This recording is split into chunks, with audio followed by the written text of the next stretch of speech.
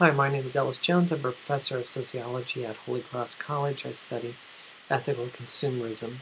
This is my response to Slavoj Zizek's recent talk on the ethics of consumption and its relation to cultural capitalism. I have 6 points I want to explain in light of Zizek's argument. The first is Zizek takes this idea of the consumer and the anti-consumer, and he wants to argue that we have conflated the two ideas, that at first we had the consumer who was bad and then the anti-consumer who was good, because the anti-consumer was basically environmentalist trying to consume less, but now we've merged the two together and we have this kind of hybrid Frankenstein. I argue that it's an oversimplification to talk about a consumer versus an anti-consumer. What we have is a problem that involves both quantity and quality. The quantity and quality of consumption. Now, the quantity of consumption is something that the simple living movement, the voluntary simplicity folks have discussed in length, and environmentalists understand, for example, that because our society, our global society at this point, suffers from hyperconsumption, a necessary component to the solution is to reduce the amount or the quantity of consumption. However, there is an additional problem, and that is the quality problem.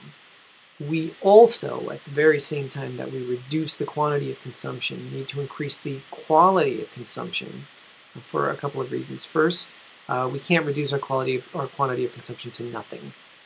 It's impossible. There's no way to convince people to lower their living standards to asceticism. It's not going to happen. We do need to reduce the quantity, but at the very same time, the consumption that we all engage in, however small in quantity, needs to have a much more positive impact on all kinds of things, everything from the environment to human rights, social justice issues, animal protection, community, etc. We need to increase the way those economic impacts manifest in the world. So what we have is a problem which we need the new consumer to both be an anti-consumer and a high-quality consumer. Quality, again, in terms of all of these social and environmental issues. The second point that Zizek raises is about Starbucks. He uses this example of Starbucks over and over again. Talks about how Starbucks has you buy into a whole schema of ethics. Now, a couple of things right off the bat. Starbucks is overall, in the world of successful mega corporations, it's actually kind of a good company. This is what I've worked on for the past decade or so. And an A to F scale with Starbucks always runs around a B. And that means that all the other mega corporations that are generating coffee in this world are doing it with much worse overall impact to human beings and the environment. Having said that, Starbucks is not as good, or a significant cut below, these smaller fair trade coffee companies in particular, smaller independent little coffee companies that have a lot more integrity around their organics and their purchasing and their small farmer cooperatives and all of that. And so it's important to understand that Starbucks is not the ultimate representation of ethical consumers' options in the area, so that we're not painting everybody with the same brush. Having said that, again, Starbucks is decent and, in fact, fairly good for a mega company. Now, part of the problem is that Starbucks and most other particularly large and successful companies, when playing the CSR game, the corporate social responsibility game, there are currently no rules. So since no one is checking the books on CSR, it means that companies tend to combine their CSR work with their PR work, or public relations work, and thus we get these campaigns in which the fantasies are woven for us as consumers so that we will buy in, like we do with regular advertising, to this ethical component. So Starbucks, I think, like almost every other corporation, completely overstates its case and tries to convince the consumer that they're having far more of an impact than they are actually having by buying Starbucks coffee. Having said that, they're not the worst of the worst. They're not lying through their teeth like some corporations. And thus, we should be somewhat forgiving, although, again, we probably need transparency and accountability and integrity to be injected throughout the system if we're going to get it to move forward. The third point that I'd like to take with Zizek is this idea of cultural capitalism, where he argues that we are ultimately trying to purchase our own redemption through consumption, that we're trying to buy off our guilty conscience. This is a classic problem for ethical consumerism, as it is for, in some ways, many related, particularly lifestyle activist related movements. And that is that what do you do about armchair activists? What do you do about the person who recycles a tin can and then says, I'm a good person and I don't need to do anything else? Recycling is not enough. Purchasing a Starbucks is not enough. It may not even be, it may just barely be a start.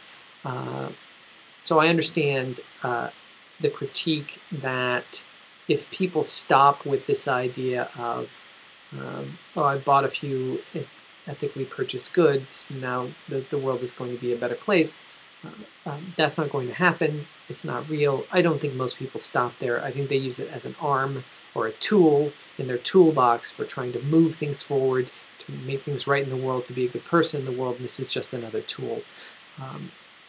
I don't think we're really buying ourselves redemption. The fourth point Zizek makes is about Tom's shoes, which he uses, this company, he uses as the ultimate example of cultural capitalism. Now, granted, on the downside, Tom Shoes buys into a kind of philanthropic model, which I have many problems with, and which is in many ways a charity model, which we'll talk about a little more in a second, which can be problematic. And yet, because we are at the early stage of ethical consumerism, I really admire small companies that are out there trying to push the envelope.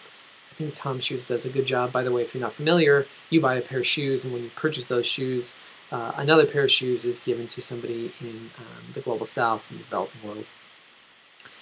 And thus, you have a connection with your purchase. You are connected directly to another human being in the world, whether or not the actual shoes are effective to give, in this other country to whoever it is that they're given to. The idea is innovative, it's thoughtful, and I think it brings human beings to a place that they need to be as consumers, which is to begin to think about those global connections, to think about the way in which their purchase is actually connected to impacts all over the world, impacts in human beings abroad. And thus, Tom Shoes, I think, is doing some really interesting and important work. So not probably the company that I would use to talk about as the pinnacle of a problem.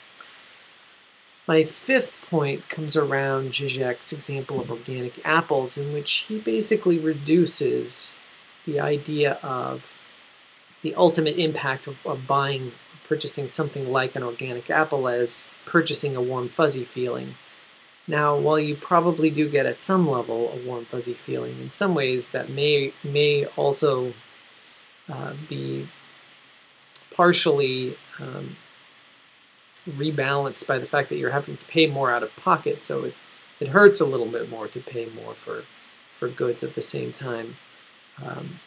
However, having said that, the basic problem I have with this is that ultimately when you purchase organic items, despite the fact that the label has been watered down, it's been exploited by large corporations, it's very problematic, ultimately organic still, the average organic item is having a more positive impact than the average non-organic version of that item.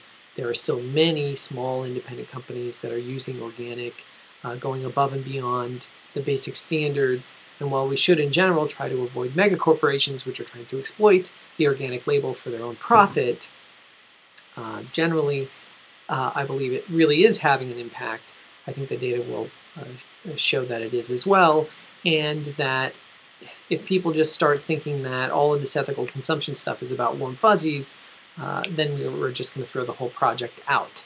Because and then what we end up with is ultimately something I call brutal capitalism. So we have on the one end brutal capitalism, on the other end humane capitalism, and the question is, where do we want to end up? Because if we just want to be the most efficient, effective, fast-growing economy, we can look to China, 10% growth for the last 30 years. All you have to do is partially enslave part of your population, drive them almost to suicide with very small wages and terrible working conditions, and et cetera, and have eliminate democracy and remove all civil rights. I don't know that many people that are interested in following that particular route to a more effective capitalism. So let's stick with the organic apples. My sixth problem, and I guess this is really my final problem with Zizek's argument, is his ultimate argument that that charity degrades and demoralizes, that we end up keeping the poor alive, slightly less miserable. That the kind of old argument that the worst slave owners were the ones that were nice to their slaves because they kept the system going longer before slavery was abolished. Well, and then he talks about the importance of poverty being abolished, which I completely agree with. And I do think at some point we will all see that poverty is unethical and untenable, and that we will do serious or make serious efforts to eliminate it. Having said that, that's not going to happen next year. It's also not going to happen in 10 years. It may not happen for 100 years. It may happen in 1,000 years. And the question is, what do we do in the meantime?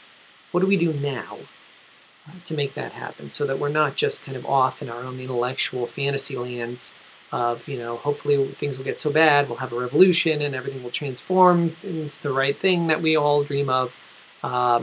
Here in reality, on the ground, it's important for us to take action. And while I personally critique all forms of philanthropy in the corporate world, because it's too easy to spin, it doesn't take care of the problem, it makes good PR for on the cheap, that the real key with ethical consumerism isn't about philanthropy or charity. The key is that you change the fundamental ways that products are being created. So environmentally,